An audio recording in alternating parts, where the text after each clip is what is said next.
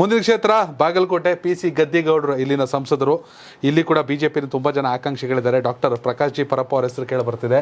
ಮಾಜಿ ಸಚಿವ ಮುರುಗೇಶ್ ನಿರಾಣಿಯವರು ಏನೋ ಡೆಲ್ಲಿಗೆ ಹೋಯ್ತು, ನನಗೂ ಟಿಕೆಟ್ ಕೊಡಿ ಅಂತ ಕೇಳ್ತಾವ್ರಂತೆ. ಸೊ ಏನಾಗಿದೆ, ಗದ್ದಿಗೌಡರು ಇಷ್ಟು ಸಲ ಗೆದ್ದಿದ್ದಾರೆ, ಬಟ್ ಕ್ಷೇತ್ರವನ್ನ ಪಾರುಪತ್ಯ ಉಳಿಸ್ಕೊಳ್ಳೋದು ಈ ವಿಷಯದಲ್ಲಿ ಒಂದು ಸ್ವಲ್ಪ ಎಡಬಟ್ಟು, ಕೆಲಸದ ವಿಷಯದಲ್ಲಿ ಎಡಬಟ್ಟು.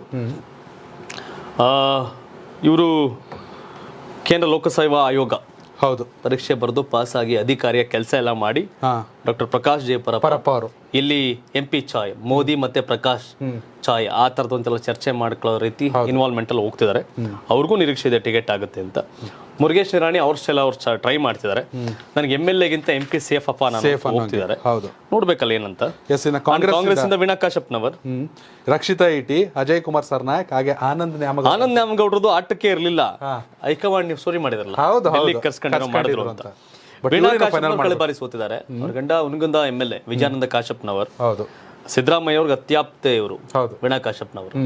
ನಂಗೆ ಟಿಕೆಟ್ ಅವ್ರು ಆಗ್ಲೇ ಹೇಳಿದರೆ ನೀನ್ ಮಾಡಮ್ಮ ಚುನಾವಣೆ ಅಂತ ಸಿದ್ದರಾಮಯ್ಯ ಬಹಿರಂಗವಾಗಿ.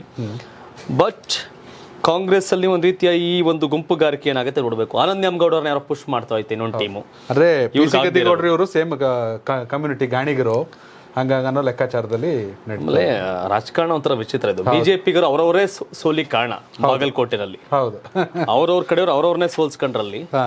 ಸೊ ಹಾಗಾಗಿ ಬಾಗಲಕೋಟೆ ಲೋಕಸಭೆ ಅಂತ ಬಂದಾಗ ಅದು ಬಿಜೆಪಿಯ ಭದ್ರಕೋಟೆ ಆಗಿದೆ. ಈ ಬಾರಿ ಕಾಂಗ್ರೆಸ್ ಅವರು ನಾವು ಗೆದ್ದೇ ಗೆಲ್ತೀವಿ ಅಂತ ತೊಡೆ ತಟ್ಟಿ ನಿಂತಿದ್ದಾರೆ. ಇಲ್ಲಿ ಕಾಂಗ್ರೆಸ್ ಟಿಕೆಟ್ಗಾಗಿ ಕುರುಬ ಸಮುದಾಯ ಮತ್ತೆ ಲಿಂಗಾಯತ ಸಮುದಾಯದ ನಡುವೆ ಕಾಳಗ ಇತ್ತು. ಸೊ ಈಗ ವೀಣಾ ಕಾಶಪ್ಪನವರು ಟಿಕೆಟ್ ತಪ್ಪಿಸಬೇಕು ಅಂತ ಇನ್ನೊಂದು ವರ್ಗ ಟ್ರೈ ಮಾಡ್ತಿದೆ. ಅದೇನಾಗುತ್ತೆ ಅಂತ ಕಾದ್ ನೋಡಬೇಕು. ಬಿಜೆಪಿಯಲ್ಲೂ ಗೊಂದಲ ಟಿಕೆಟ್, ಕಾಂಗ್ರೆಸ್ ನಲ್ಲೂ ಗೊಂದಲ ಇದೆ. ಬಟ್ ಪಕ್ಷದ ವೈಸ್ ಬಿಜೆಪಿ ಸ್ಟ್ರಾಂಗ್ ಬಾಗಲಕೋಟೆ ಇದೆ. ಒಬ್ಬ MLA ಇದ್ದಾಗ ಅವ್ರು MP ಗೆದ್ಕತ್ತಿದ್ರು. ಹೌದು, ಒಬ್ಬ ಸಿಂಗಲ್ MLA ಇದ್ದಾಗ ಅವ್ರು MP ಗೆದ್ಕತ್ತಿದ್ರು. ಸೊ ಹಾಗಾಗಿ ಆ ಥರದ್ದೇನು ದೊಡ್ಡ ಬದಲಾವಣೆ ಏನೋ ಆಗುತ್ತೆ ರಿಸಲ್ಟ್ ಅಲ್ಲಿ ಏನೋಗಿಲ್ಲ. ಬಿಜೆಪಿ ವರ್ಸಸ್ ಕಾಂಗ್ರೆಸ್ ಕಾಳಗ ಇದೆ. ಬಾಗಲಕೋಟೆ ನಿಮ್ಮ ಪ್ರಕಾರ ಏನು, ಯಾರು ಆಗ್ತಾರೆ MP? ಬಿಜೆಪಿ ಅವರ ಕಾಂಗ್ರೆಸ್ ಅವರ ಕಾಮೆಂಟ್ ಮಾಡಿ.